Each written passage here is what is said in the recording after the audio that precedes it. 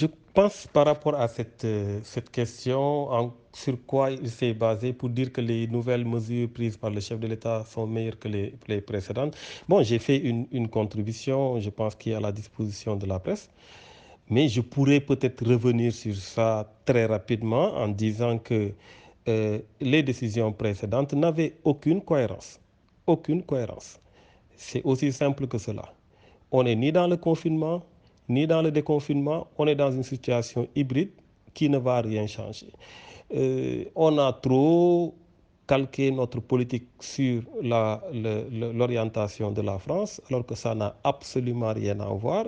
On a beaucoup trop perdu de temps en suivant une logique qui ne devrait pas être la nôtre parce que nous n'avons pas les mêmes réalités socioculturelles et économiques.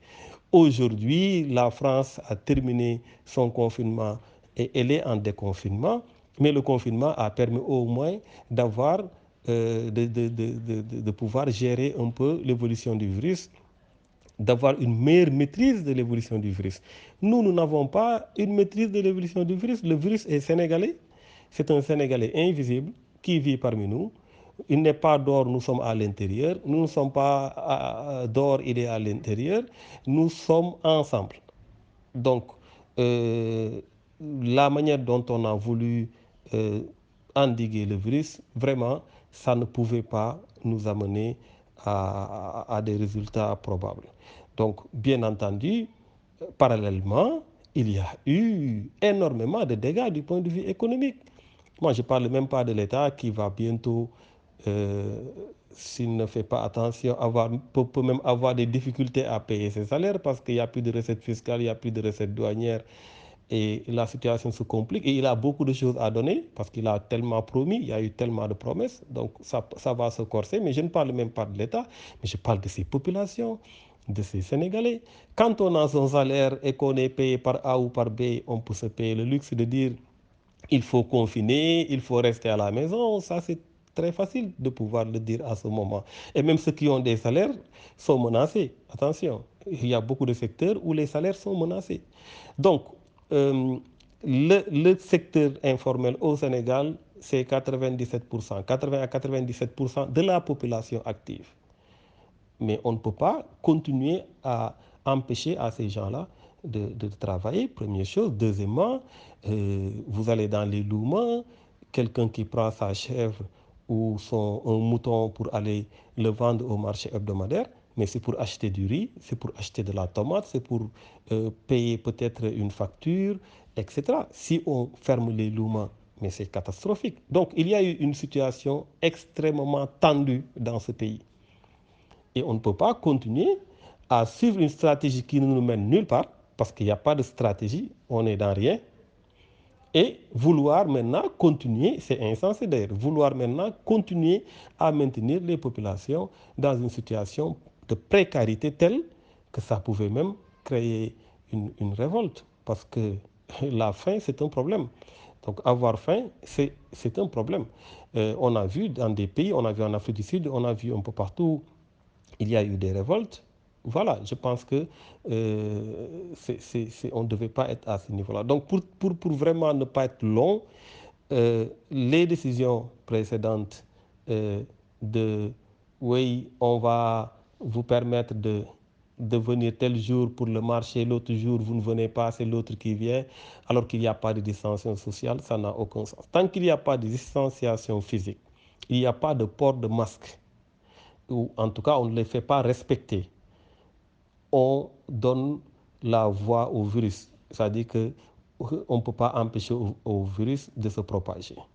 Parce que bien entendu, quand vous allez au marché, il n'y a pas de distanciation physique. Celui qui amène le virus va le propager. Celui qui ne l'avait pas va l'amener peut-être à la maison. Mais donc ça ne change absolument rien du tout.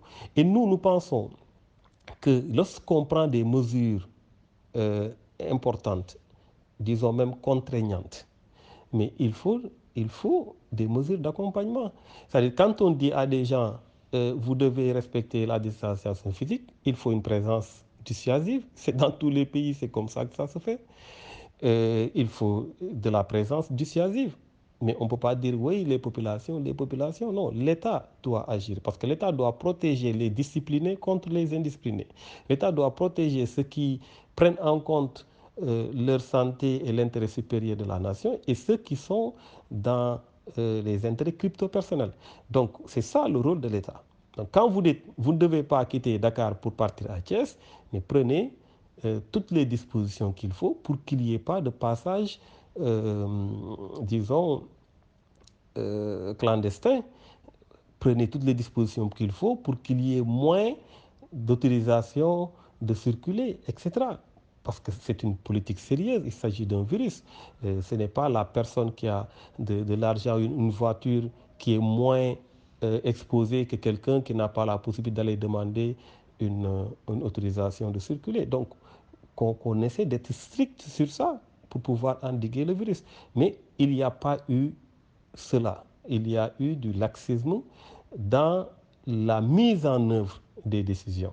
Parce qu'on dit, oui, il n'y a pas de marché, etc., mais on ne respecte pas la distanciation physique, on ne respecte pas le port de masque, on ne l'exige pas. On dit, oui, confinement territorial, mais on ne prend pas toutes les dispositions pour que ça soit effectif.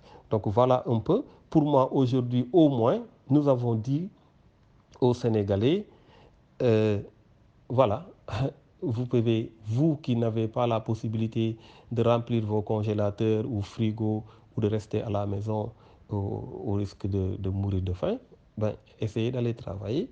Mais, comme je l'ai dit, ce sont des mesures qui doivent être accompagnées de mesures d'accompagnement. Comme je le dis tout le temps, les mesures d'accompagnement sont très simples.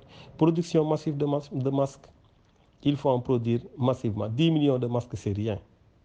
Il faut une politique de production massive de masques et de port obligatoire. Cela implique qu'il y ait des modes d'emploi, qu'il y ait une communication tout autour sur le port du masque. Parce que quand on considère que c'est la stratégie centrale, il faut porter des masques, mais il faut mettre le focus sur ça. Ensuite, faire respecter la distanciation physique dans les marchés, les lieux de rassemblement, etc., à travers une présence dissuasive des forces de sécurité et de défense. Même si cela demande que l'on fasse venir l'armée, la police, etc., parce qu'on est en état d'urgence, on a cette possibilité. Donc, il faut qu'on travaille à faire en sorte que le virus puisse être endigué à travers nos propres comportements, parce qu'on n'a pas de vaccin, il n'y a pas de traitement efficace totalement ou à 100%. Voilà. Donc, mais si on ne le fait pas et que la contamination continue, ça risque de poser problème. Voilà. Ensuite, deuxième poste de dépense, il faut renforcer le système sanitaire. Renforcer le système sanitaire. Moi, j'avais proposé les deux postes de dépense. Les tiebak, les diwlin et tout ça là, on a donné ça à des démunis, des pauvres, parce qu'on a pris le réseau national unifié, après on prend la carte de la pauvreté. Bon, ces gens-là, on les a aidés hier, on les aide aujourd'hui, on va les aider demain, s'il n'y a pas de réforme structurelle qui va influer dans leurs conditions de vie, pour que leurs conditions de vie changent. On continuera à les aider. Mais les impactés, on ne les touche pas. Donc, d'ailleurs, aujourd'hui, la distribution du riz ne s'est pas faite à 100%. Donc, c'est à un pourcentage très, très insignifiant pratiquement. Beaucoup ne l'ont pas encore reçu. Donc, au lieu de mettre le focus sur ça, il fallait mettre le focus sur des stratégies qui doivent nous permettre d'endiguer le virus. Donc, je pense fondamentalement, aujourd'hui, l'idée, c'est de dire, allons travailler. Maintenant, le reste, il faudra des mesures d'accompagnement. J'en ai parlé tout à l'heure. Merci.